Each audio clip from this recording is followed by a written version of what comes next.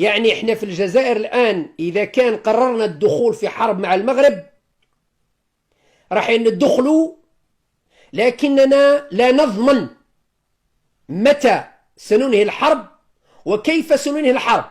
لكن ما أنا متأكد منه، ما أنا مقتنع ومتأكد منه 100%، أن الحرب لن تنتهي إلا بتحطيم الجيش المغربي تحطيم تام. بن سديرة هدد المغرب وقال الجزائر ستخوض حربا على المغرب، وأن هذه الحرب لن تتوقف إلا بتدمير الجيش المغربي.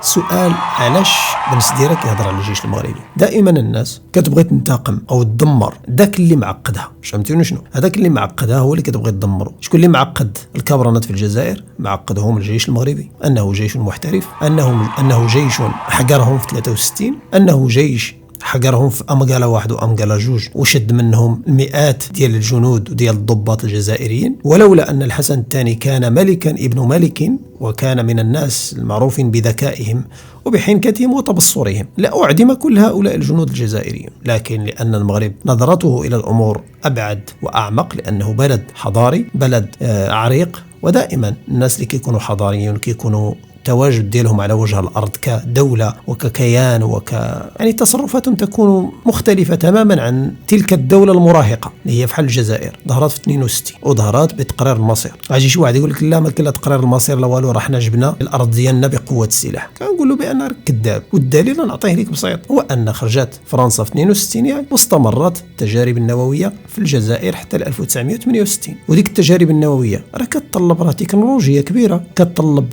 يعني سلم وسلام، امن وامان، ما كاين لا مقاومه لا صداعات لا قرطاس هنا لا والو، لان راه ماشي غادي يقوموا بتفجير جبل مثلا باش يستخرجوا معدن من المعادن، لا، راه غادي يديروا تجارب نوويه، تكنولوجيا معقده، وهذا ما وقع. استمرت التجارب النوويه حتى 1968. بن سديرة كيهضر على الحرب، انا نقول له انت شخص لاجئ في بريطانيا، لاجئ في الدول الاوروبيه، ومعك الملايين من اللاجئين الجزائريين في مختلف البلدان في العالم حتى قبل ان تشتعل الحرب. فماذا لو اشتعلت الحرب وبدات الصواريخ والرصاص من هنا ومن هناك والمدفعيه لا قدر الله؟ كم عدد اللاجئين الجزائريين الذين سيفرون او سيونسوك في بريطانيا؟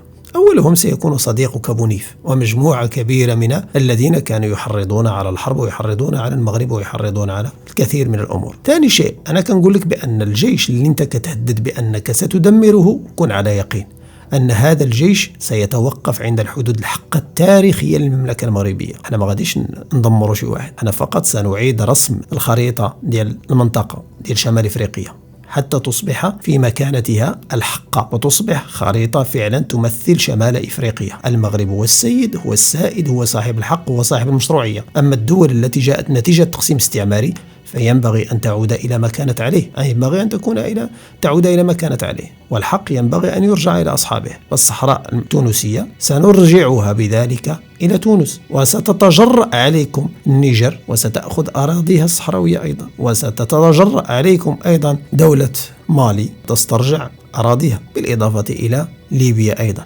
وستصبحون كما كنتم أرضا بلا قيادة، وأرضا يعني تداس بالأقدام من طرف كل من أراد أن يدوسها، مرة المغرب، مرة الأتراك، مرة أنا كنوضعك في الصورة يا بن سديرة حتى تعرف بأن ما هو مؤسس اليوم ليست دولة في الجزائر، ليست دولة على الإطلاق. والدليل هو أنكم لن تستطيعوا الاستمرار كدولة مدة شهر واحد إذا ما ذهبت الكبرنات. استمرار الجزائر على ما هي عليه هو في استمرار عداوتها للمغرب، وفي استمرار تواجد الكبرنات في سدة الحكم، وفي استمرار اتفاقية فيفيان مع فرنسا التي بموجبها تحكمكم فرنسا كفرنسا ثانية أو فرنسا إفريقية. فنحن في المغرب لا نبالي بما يصرح به الكبرنات أو بما يصرح أذنابهم كبن سديرة. يعني كنهضر على القيادة في المغرب، لأننا نجيد اللعب ونعرف من يقف خلف الستار. من يقف خلف الستار هي فرنسا، ولذلك فنحن اليوم في صراع مستميت وقوي مع فرنسا، وسنخضعها في الأخير، وستخضع لما نريده نحن مهما كان الثمن. فالمغرب قد اتخذ قراره بأنه سيعود كما كان في السابق، قائدا قويا لا يخشى في الله لومة لائم.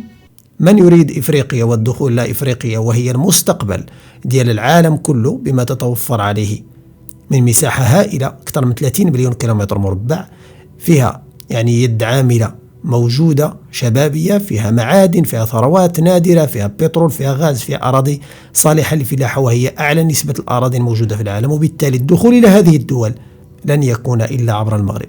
لذلك المغرب استثمر قديما في إفريقيا، وهذا أيضا من بين الأسباب أو من بين الأشياء التي تثير غضب الكبرانات في الجزائر. لا يستطيعون منافسة المغرب في الأمور الاقتصادية، لا يستطيعون منافسة المغرب في العقول النيرة والاستراتيجيات وما إلى ذلك. لذلك تجدهم في كل مرة يحاولون سرقة استراتيجيات وسرقة بعض أنواع المشاريع وتقليدها وما إلى ذلك، ودائما يفشلون، لأن دائما الأصل هو من ينجح. دائما الذي يصنع الأشياء بيده ويجتهد وما إلى ذلك يرى النتائج. أما المقلد أو السارق فمعروف أنه سارق ولن يرقى عن هذا المستوى. المهم بالنسبة الحرب إذا اشتعلت فأول ما سيكتوي بها أو بنارها ستكون أنت، وستكون تلك الزمرة الموجودة في الجزائر التي تسمى الكبرانات. أما المغرب فقد كان قبل الإسلام، قد كان قبل الإسلام منذ آلاف السنين، وبعد الإسلام لا زال المغرب هو المغرب، وإن تقزمت جغرافيته لكنه سيعود إلى ما كان عليه، شاء من شاء وأبى من أبى. فنسدير ما أنت إلا جبان حقير تخرج تنبح، لأن عارف النبيح ديالك غادي يجيب الناس يقولوا شكون هذا اللي كينبح، وذاك شكون هذا اللي كينبح غادي تربح من وراءهم شويه ديال الفلوس من الادسنس، وغادي تمشي في حالك تسكر في العشيه. هذه هي الطبيعه ديالك، حقير، هكذا ستبقى حقيرا إلى أن تموت حقيرا ذليلا لاجئا في بلاد الغير. سلام.